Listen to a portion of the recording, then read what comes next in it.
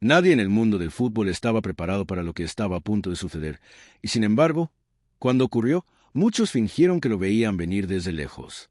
Porque sí, el día en que Florentino Pérez decidió plantarse ante Kylian Mbappé no fue solo una noticia deportiva.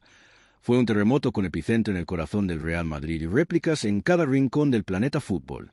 Y no estamos hablando de una simple discusión de vestuario ni de una diferencia de opiniones en un entrenamiento. Estamos hablando de poder, de egos, de estrategia, y de un límite que alguien, finalmente, decidió no cruzar. Para entender cómo se llegó a este punto hay que retroceder, no mucho, pero sí lo suficiente como para ver el dibujo completo. Porque Mbappé no llegó a Madrid como un jugador más.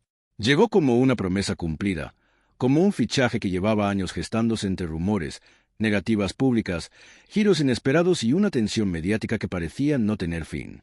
Era el chico que había dicho que no, y luego dijo que sí, el elegido, el heredero natural del trono que dejaron gigantes como Cristiano, el jugador que debía marcar una época. Y cuando alguien llega con ese cartel, no llega solo, llega con expectativas, llega con presión, y, en algunos casos, llega con una sensación peligrosa de que el club gira a su alrededor. Durante los primeros meses, todo parecía encajar. Goles, asistencias, jugadas decisivas. El Bernabéu coreaba su nombre y la maquinaria mediática funcionaba como un reloj suizo. Pero el fútbol, como la vida, no se mide solo en momentos brillantes. Se mide en lo que pasa cuando las cosas se complican. Y ahí es donde empezó a cambiar el tono de la historia. No fue de un día para otro.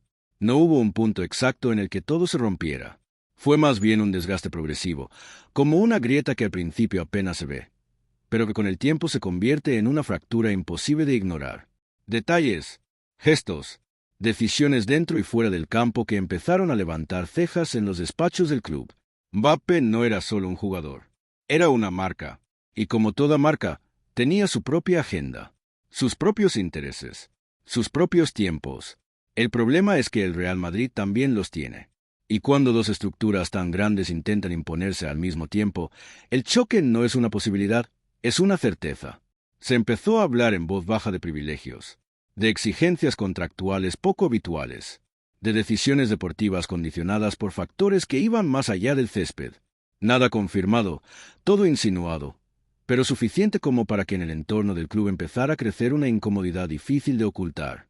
Florentino Pérez, que no llegó a donde está siendo ingenuo, observaba, analizaba, esperaba, porque si algo caracteriza su gestión es la paciencia estratégica. No reacciona impulsivamente, no se deja llevar por titulares, pero tampoco tolera que nadie, absolutamente nadie, esté por encima del escudo. Y aquí es donde la historia empieza a ponerse interesante de verdad, porque hubo un momento, según fuentes cercanas al club, en el que la situación dejó de ser sostenible. No por un único motivo, sino por la acumulación de muchos. Un comentario fuera de lugar aquí, una actitud discutible allá, una negociación interna que no salió como se esperaba, y sobre todo, una sensación creciente de que Mbappé empezaba a jugar un partido paralelo al del equipo. No es fácil gestionar a una superestrella, y menos aún cuando esa superestrella sabe perfectamente lo que vale. Pero hay una línea invisible que separa la confianza del exceso de poder, y cuando esa línea se cruza, alguien tiene que tomar una decisión. Y Florentino la tomó. No fue una explosión pública. No hubo ruedas de prensa incendiarias ni comunicados dramáticos. Fue algo más frío, más calculado, más definitivo. Una conversación directa, sin rodeos, de esas en las que no hace falta levantar la voz para que el mensaje quede claro. El presidente del Real Madrid dejó claro que el club está por encima de cualquier nombre, que no hay jugador, por brillante que sea, que pueda condicionar la estructura de la entidad, y que si Mbappé no estaba dispuesto a alinearse con esa filosofía, el camino podía terminar antes de lo previsto. Y ahí es donde el bombazo deja de ser una exageración y se convierte en una realidad. Porque echar a Mbappé no es solo prescindir de un jugador, es romper con una narrativa que llevaba años construyéndose. Es admitir que, a veces, el fichaje más esperado no es el más adecuado. Es, en cierto modo, una declaración de principios. Ahora bien, si has llegado hasta aquí y te está volando la cabeza, hazte un favor y suscríbete, porque lo que viene ahora no solo explica el presente, sino que puede cambiar cómo entiendes el fútbol moderno. La decisión de Florentino no se entiende sin mirar el contexto global del club. El Real Madrid no es un equipo que dependa de una sola estrella. Su modelo siempre ha sido otro. Galácticos, sí, pero dentro de un sistema donde el club manda, donde la camiseta pesa más que el nombre que la lleva. Y cuando ese equilibrio se rompe, el Madrid reacciona. No es la primera vez que ocurre. A lo largo de su historia, el club ha dejado marchar a jugadores legendarios cuando ha considerado que era lo mejor para el proyecto. Algunos lo entendieron, otros no tanto, pero la idea siempre ha sido la misma. Nadie es imprescindible. Mbappé, pese a su talento descomunal, no fue la excepción. Las reacciones no tardaron en llegar.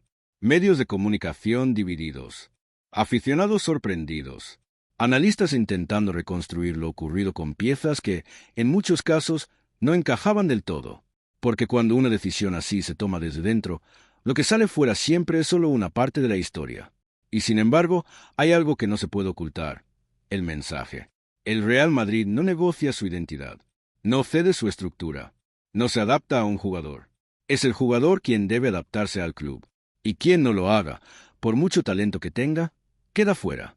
Es duro, es frío, pero también es lo que ha mantenido al club en la cima durante décadas. Ahora, la pregunta que todos se hacen es qué pasará con Mbappé. Porque talento le sobra. Mercado no le falta. Equipos dispuestos a construir un proyecto a su alrededor hay muchos. Pero la sombra de este episodio le va a acompañar.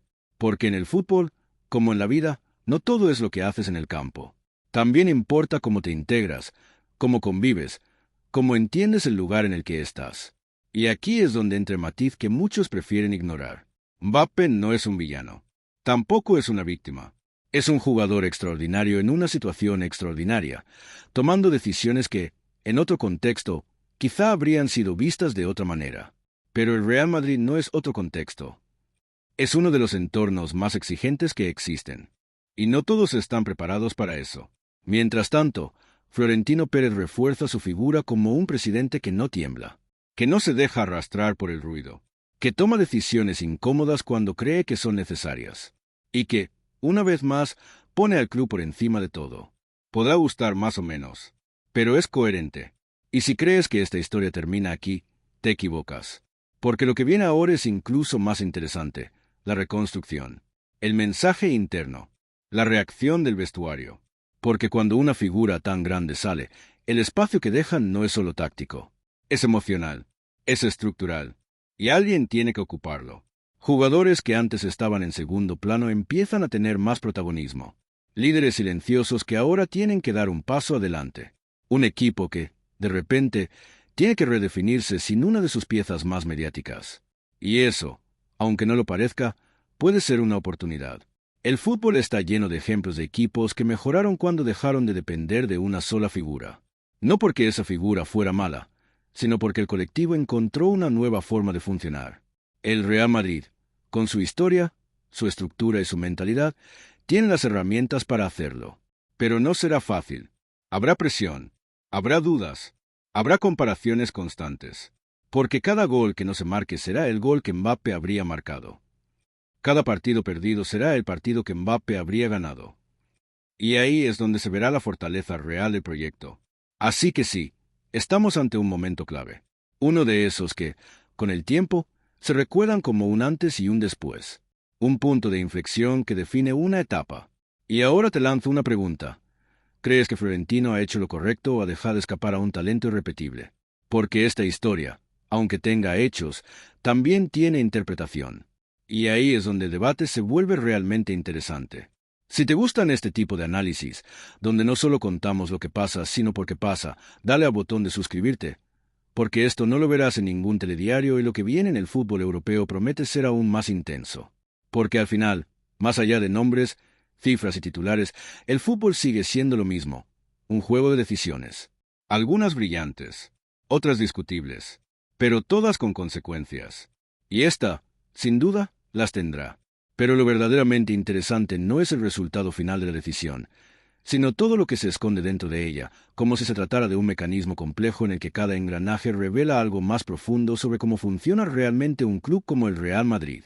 Porque cuando se habla de consecuencias, la mayoría piensa en lo evidente: resultados deportivos, impacto mediático, posibles fichajes que lleguen para cubrir el hueco. Pero lo que rara vez se analiza con calma es el efecto interno, casi invisible, que una decisión así provoca en la estructura emocional del equipo.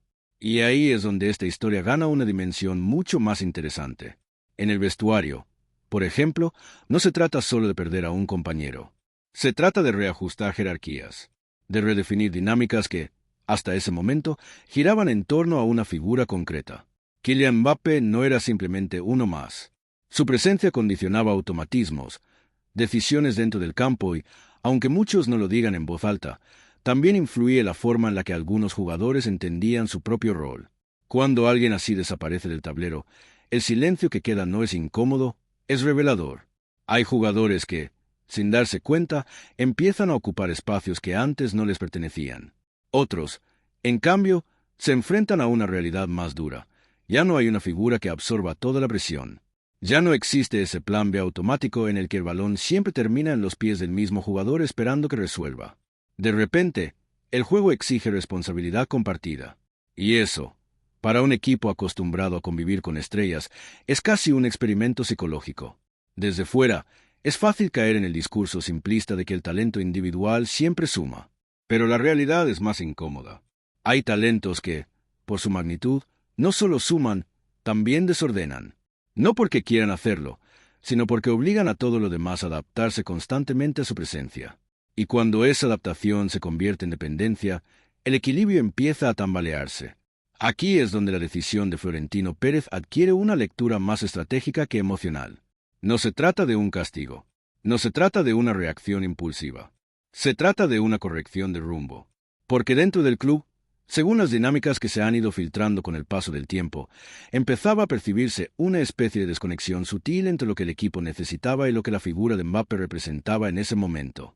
No en términos de calidad, que eso sería absurdo cuestionarlo, sino en términos de encaje. El encaje es una palabra que suena sencilla, pero en el fútbol de élite es casi un concepto filosófico. Un jugador puede ser extraordinario y, aún así, no encajar del todo en un sistema que funciona bajo ciertos códigos no escritos. Códigos que no aparecen en los contratos ni en las ruedas de prensa, pero que determinan quién lidera, quién cede, quién se adapta y quién marca el ritmo. Y cuando esos códigos se alteran, el equipo lo siente incluso antes de que los resultados lo reflejen. Había detalles que, vistos de forma aislada, no parecían especialmente graves, pero cuando se juntaban, dibujaban una imagen distinta. Una especie de narrativa paralela en la que Mbappé no terminaba de integrarse completamente en la lógica colectiva del grupo. No porque no quisiera, sino porque su propio estatus generaba una dinámica difícil de equilibrar. Es el precio de ser una superestrella. Y aquí viene uno de esos matices que no suelen contarse con claridad. En un club como el Real Madrid, ser la estrella no significa ser el centro absoluto. Significa ser parte de algo más grande, incluso cuando todo el mundo te señala como el protagonista. No todos los jugadores entienden esa diferencia desde el primer momento. Algunos la aprenden con el tiempo. Otros no llegan a interiorizarla del todo. En el caso de Mbappé, la sensación dentro del club empezaba a ser que esa adaptación no se estaba produciendo al ritmo esperado. Y cuando el tiempo pasa y las pequeñas fricciones no desaparecen, dejan de ser anécdotas y se convierten en señales. Señales que alguien como Florentino Pérez no ignora. Porque si algo demostrado a lo largo de los años es que no toma decisiones basándose únicamente en lo que se ve en el campo. Su visión va más allá. Observa la sostenibilidad del proyecto, la coherencia interna, la estabilidad a medio y largo plazo. Y cuando detecta que una pieza, por brillante que sea, puede comprometer ese equilibrio, actúa. Sin dramatismos, sin espectáculo, pero con una firmeza que no admite interpretaciones. Lo más curioso de todo es que, en situaciones así, el silencio suele decir mucho más que cualquier declaración pública. No hubo grandes filtraciones incendiarias. No se construyó un relato oficial para justificar la decisión. Simplemente, se dejó que los hechos hablaran por sí solos. Y eso, en un entorno donde todo se amplifica, es casi una declaración de intenciones. Porque cuando un club no necesita explicarse demasiado, es porque tiene muy claro lo que está haciendo. Dentro del vestuario, ese mensaje se percibe con una claridad que desde fuera a veces se subestima. Los jugadores entienden rápidamente qué significa una decisión así. No hace falta que nadie lo verbalice de forma explícita. El código se transmite solo. El escudo está por encima de todo. Y ese tipo de mensajes, aunque puedan parecer duros, también generan algo que en el fútbol es fundamental: orden. Un orden que no se basa en imponer autoridad de forma artificial, sino en establecer límites claros, en recordar constantemente cuál es la jerarquía real, en evitar que el talento individual, por muy deslumbrante que sea, desplace la esencia colectiva del equipo. Porque cuando eso ocurre, el riesgo no es inmediato, es progresivo, y cuando finalmente se manifiesta, suele ser demasiado tarde para corregirlo sin tomar decisiones drásticas. Aquí, la sensación es que se actuó antes de llegar a ese punto. Y eso cambia completamente la lectura de lo ocurrido. No es una reacción a un fracaso, es una anticipación a un posible problema mayor. Esa diferencia, aunque parezca sutil, es clave, porque define la filosofía de un club que no espera que las cosas se rompan para arreglarlas, sino que intenta detectar las grietas cuando todavía son manejables. Y eso, en un entorno tan competitivo como el fútbol de élite, marca la diferencia entre reaccionar y liderar. Ahora bien, todo esto no elimina la complejidad de la situación, porque, al final del día, estamos hablando de prescindir de uno de los jugadores más determinantes del mundo. Y eso siempre deja una sensación incómoda, incluso cuando la decisión tiene sentido desde dentro. Es como desmontar una pieza de alta precisión de una máquina que, en teoría, debería beneficiarse de ella. La pregunta no es si la pieza es buena, sino si encaja exactamente donde debería. Y cuando la respuesta es dudosa, alguien tiene que tomar una decisión. En este caso, la decisión ya está tomada. Pero lo que realmente define su impacto no es el acto en sí, sino todo lo que revela sobre cómo se construyen los grandes proyectos en el fútbol moderno. Porque al final, cuando se despoja toda esta historia del ruido mediático, de los titulares llamativos y de las interpretaciones apresuradas, lo que queda es un caso casi de manual sobre cómo una institución como el Real Madrid entiende el concepto de proyecto. Y aquí es donde conviene detenerse, observar con lupa y, si hace falta, desmontar algunas ideas que suelen repetirse sin demasiado análisis. Un proyecto no es una suma de nombres. Tampoco es una colección de talento individual acumulado sin orden ni jerarquía. Un proyecto, en este nivel, es una estructura cuidadosamente diseñada donde cada pieza tiene un propósito concreto. Y lo más importante, donde ninguna pieza es más importante que la estructura en sí. Esto suena bien en teoría, pero en la práctica es mucho más difícil de sostener, especialmente cuando aparece una figura como Kylian Mbappé, porque su sola presencia altera el ecosistema, no solo por lo que hace con el balón, sino por todo lo que genera alrededor: expectativas externas, presión mediática, decisiones comerciales, incluso dinámicas internas que empiezan a girar, casi sin querer, hacia su figura. Y aquí es donde aparece una palabra incómoda, pero necesaria: gravedad. Mbappé ejerce una especie de gravedad futbolística. Todo tiende a acercarse a él. El juego, la atención, las decisiones. Es inevitable. El problema es que, en un equipo que históricamente ha funcionado como un sistema solar equilibrado, introducir un cuerpo con tanta masa puede desestabilizar órbitas que llevaban años funcionando con precisión casi quirúrgica. No es un fallo, es una consecuencia natural de su nivel. Pero las consecuencias, incluso las naturales, hay que gestionarlas. Dentro del club, esta gestión no se hace a través de discursos grandilocuentes ni de decisiones impulsivas.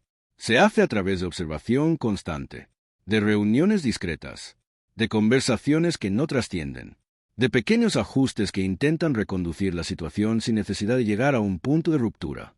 El problema es que, cuando esos ajustes no son suficientes, la única opción que queda es tomar una decisión estructural. Y ahí es donde entra de nuevo la figura de Florentino Pérez, no como protagonista mediático, sino como arquitecto silencioso del modelo. Porque hay algo que muchas veces se pasa por alto. Florentino no gestiona solo un equipo de fútbol. Gestiona una institución con una identidad muy definida, construida durante décadas. Una identidad que no se negocia en función de un jugador, por muy extraordinario que sea. Esto no significa que no valore el talento. Todo lo contrario. El Real Madrid ha sido históricamente un club que atrae y reúne a algunos de los mejores jugadores del mundo.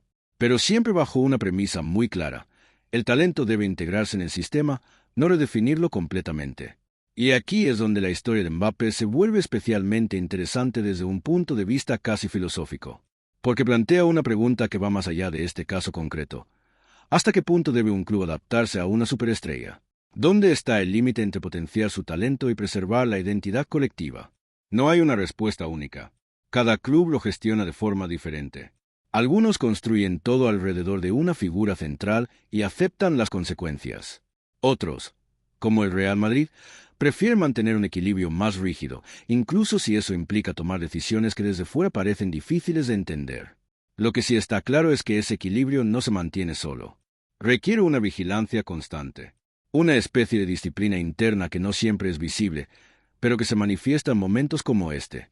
Y aquí aparece otro elemento clave: la percepción interna. Desde fuera, muchas decisiones se interpretan en función de resultados inmediatos o narrativas mediáticas. Pero dentro del vestuario y de la estructura del club, la percepción es mucho más compleja. Los jugadores no solo evalúan lo que ocurre en el campo, también observan cómo se toman las decisiones, qué mensajes se envían, qué comportamientos se premian y cuáles se corrigen. En ese sentido, lo ocurrido con Mbappé no es solo una decisión deportiva. Es un mensaje interno de enorme peso. Un mensaje que dice, sin necesidad de palabras, que nadie tiene un estatus intocable, que las normas son las mismas para todos, que el talento no otorga inmunidad. Y ese tipo de mensajes, aunque puedan parecer duros, también generan algo muy valioso: claridad. En un entorno donde la ambigüedad puede convertirse en conflicto, tener reglas claras evita tensiones innecesarias. Define roles, establece límites, permite que cada jugador entienda exactamente cuál es su lugar dentro del proyecto. Claro que esto tiene un coste, porque cuando decides mantener esa coherencia a toda costa, renuncias a ciertas ventajas inmediatas. Renuncias a la comodidad de tener a un jugador que puede resolver partidos por sí solo. Renuncias a parte del impacto mediático que una figura como Mbappé genera. Renuncias, en cierto modo, a una narrativa más sencilla.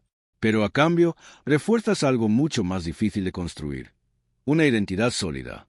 Y esa identidad, en el largo plazo, es lo que sostiene a los grandes clubes. Ahora bien, hay un detalle que añade aún más profundidad a todo esto, y es la forma en la que se gestionan las expectativas.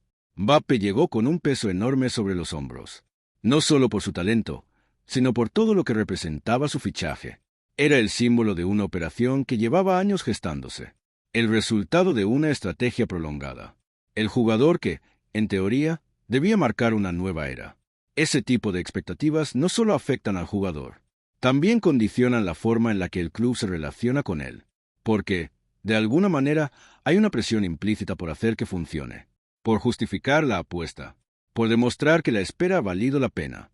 Y ahí es donde muchas instituciones cometen errores, porque, en lugar de evaluar la situación con frialdad, se aferran a la narrativa inicial, insisten, ajustan, justifican, hasta que la realidad se impone de una forma mucho más dolorosa.